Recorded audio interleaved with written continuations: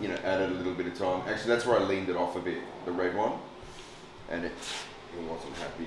So most of them in a 1.6 are anywhere between, like built ones are anywhere between that 110 and 120 maximum. Okay. On this dyno. Yeah.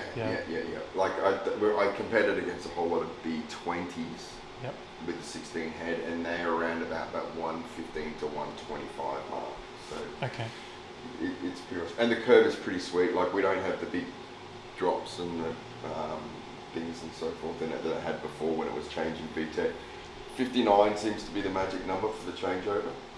All right, it's pretty high. Yeah. It's just these cams. Yeah, so I kept moving it down. I'm like, this thing, because I think it was set at 57 in there. Yep. I'm like, it's way too high. I brought it down to 47 or whatever it was, and it came, you saw it here come across here, and it just kept going flat until it turned on. It's like, okay, fair enough. Okay. Hold it for longer. So it's pretty happy to hold it for, like, I wouldn't be surprised if this thing wanted to, like, it'd be interesting to see what it'd be like with a different exhaust on it. But again, what's it like to live with every day for something extra kilowatts or something? So it's just got one resonator and the Mugen muffler. Yeah. And it's 2.5 inch exhaust. Yeah. I would have thought it would have been alright. So that is now where we ended up to what was in there. So you can even see, even though it was full throttle in that area where it was before with the old map, it was actually down quite a lot of power. Like it was down quite a bit. And then if we look at mixtures, it was really, really lean on. So that's when it's switching to the secondary fuel map? Yeah. Okay. Yeah. And so you could see there when it switched, that was the original map untouched, and I've added 20% and it's brought it back down to where it was. Yep. But yeah, that's where I pulled out on the first one. I'm like, oh, it's not right. Yep. And you can see it was, I'm not saying it was hurting the engine, but it was not happy. Like it didn't want to make power and it didn't want to make torque. If we look at, it was not making power because it was too lean. It just didn't have the fuel. And that only difference there is fuel, because the map timing wise ended up where I gave you the rough timing map last time. I think we put 26 degrees in it, and I think I'm at 27. So, you know, that's 26 degrees of timing, and that's 27. 1 degree doesn't make that much power difference. That's all in the fuel. Okay. And that's when I moved the switching point down. You can see it didn't like the lower switching point. I think I've got just a VTEC tuning page only that I saved. Should come up. Yeah, so this is VTEC tuning page. So you can see I went all the way back down to 47. Then I think I went 46, 48, 52, still had a big drop. 55, still had a big drop.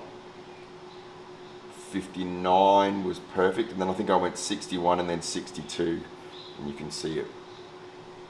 I went too far, and then so. Did you set up any safety for the AFR?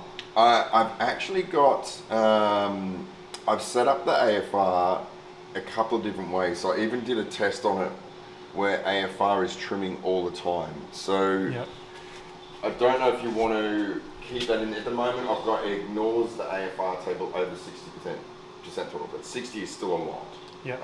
So it'll always trim on part throttle and try and get you the best fuel economy you can. This ECU is pretty advanced in its fuel control if you leave it in full time closed loop, even using the thing. But the problem is the AEM, and there's nothing really wrong with them, the Innovate and the AEM widebands, but the ECU is dumb to knowing if they're giving you the real thing. So if they start to age or start to do something stupid, which they do, it will then be trimming all the time when you're full throttle, trimming to the wrong mixture. So once you sort of come accustomed to it, if you know what the car feels like and what it looks like and what it sounds like, you can still have that at 100, and it means that if you're at the track or whatever, that mixture is always perfect, no matter what you're doing, regardless of elevation, temperature, or whatever. But I would probably leave it at 60%, just for the time being, because the base tune under there is good. And the VTEC crossover point is at 60% throttle or 50? I'll just double check on that one. Because on the base maps they were all 50, and Yeah. on this one it was set to 60.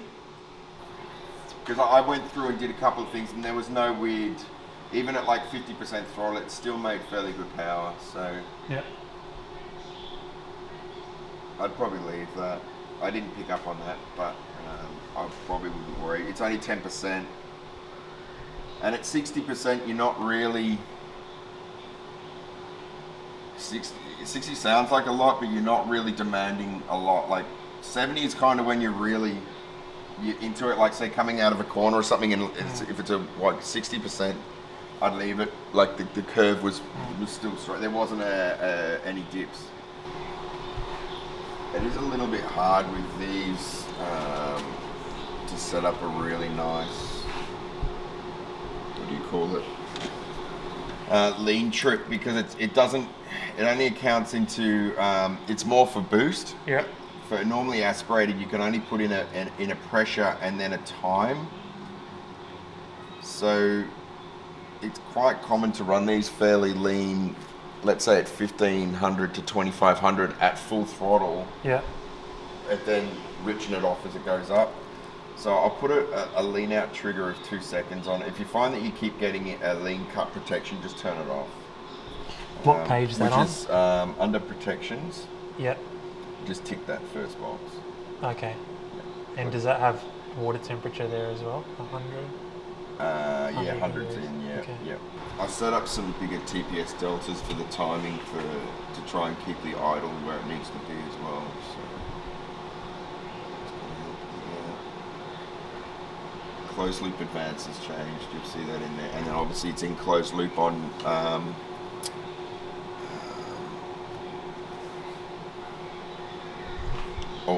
all conditions under 69% throttle.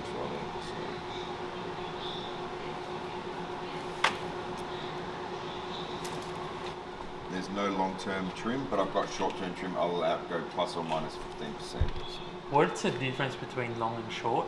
I say what'll happen is if let's say it's sitting there idling at -7 for 15-20 seconds, it'll then like do a counter, and then it might add 0.5% of that 6% trim into long term, and it'll just keep feeding it across to try and get you back to 0. Okay.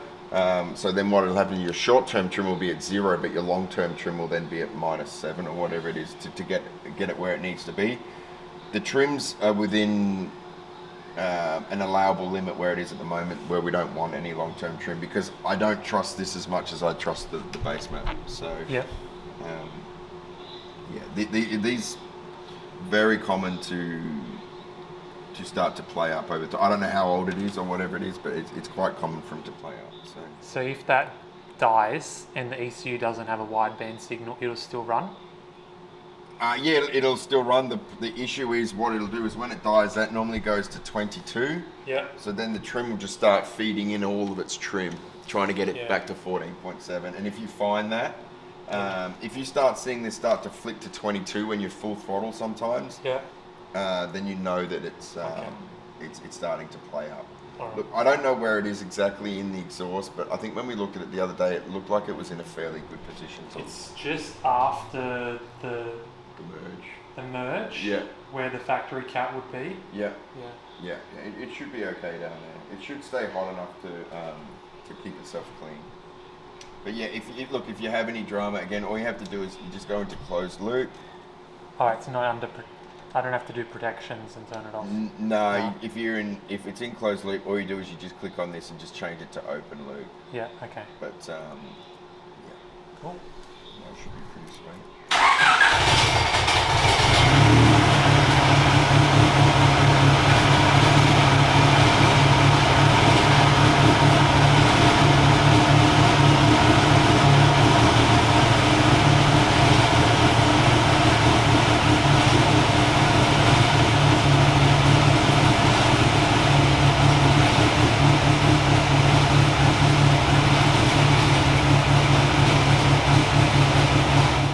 Guys, I'm just editing the video now, and I just wanted to close out the video and just talk about how I thought it went on the dyno. So the first time I actually went there, there was a power surge, and unfortunately it damaged one of the cables to the hub which controls the brake on the dyno. So we weren't actually able to dyno it the first time. So I went back 2 weeks later on the weekend and we were able to get on the dyno, and everything was sorted and went sweet. It's pretty much done in like 2 hours, an hour and a half. Like, it was super quick. He just set base timing, put it on the dyno, and it was so easy. He said pretty much the non-VTEC map was completely sorted, so he didn't have to touch that much. It was more the VTEC map for the full pulls that he had to adjust. You saw he had to add a bunch of fuel up top. In terms of the power, I am a bit disappointed with how much power it made, just because when I bought the car from the previous owner, he had it dynoed and it made 125 kilowatts.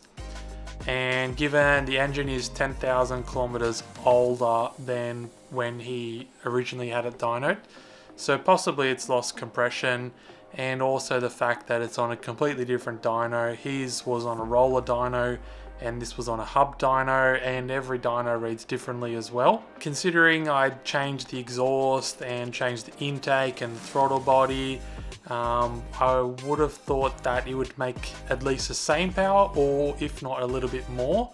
I was really hoping for like 130 kilowatts, 125, but you did hear what he said, like most B series, even with B20 bottom ends, only made like 120 kilowatts, so maybe this dyno just reads a bit low. The car does feel really good. Like, it's not fast, but it feels pretty good. Like, I'm very happy. It's really drivable and it does make pretty decent power. But talking, we think that possibly the muffler on the car, because it is twin loop, it goes through twice, possibly it is restrictive. The car is very quiet, so I'm thinking that I'm gonna get a different muffler. I was looking at the K-Tune with the turn down tip, and I'm thinking I'm gonna chuck a different muffler on it.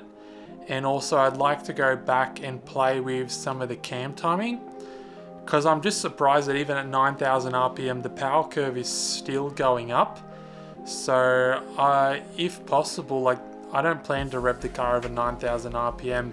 Maybe I adjust the cam gears so I can try and pick up a little bit more mid-range power. And maybe if I adjust them, I might pick up a bit more top-end power as well. I'm not sure. But yeah, so look forward to that in the near future. So different muffler, and go back, check if that makes power, and also play around with the cam gear timing.